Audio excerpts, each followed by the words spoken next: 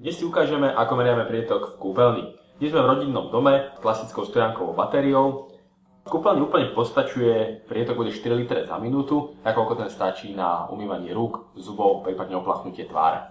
Poďme teda na to, poďme si odmerať, za aký čas sa nám napustí liter vody.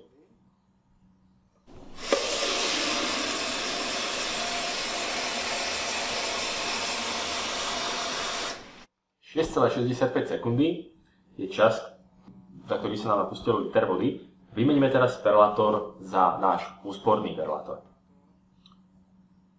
Výmena je úplne jednoduchá. Perlátor len odskrutkujeme a naskrutkujeme nový. Ako vidíte, toto je klasický perlátor s klasickým hliníkovým sitkom. Tieto perlátory sú najbežnejšie, najviac používané. A vymeníme ho za náš perlátor s úsporným prietokom len 4 litre za minútu. Naše perlátory sú antivápenaté, to znamená, že sa na nich neusádza vodný kameň a máme prevedenie antivandal, ktoré zabrania odcudzeniu. Namontujem teda perlátor a vyskúšame odmerať prietok znovu.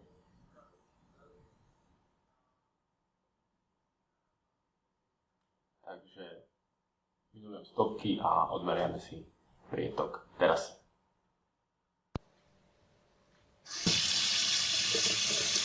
Na prvý pohľad vidíte, že prúd vody a intenzita prúdu je rovnaká, ale prietok je oveľa menší.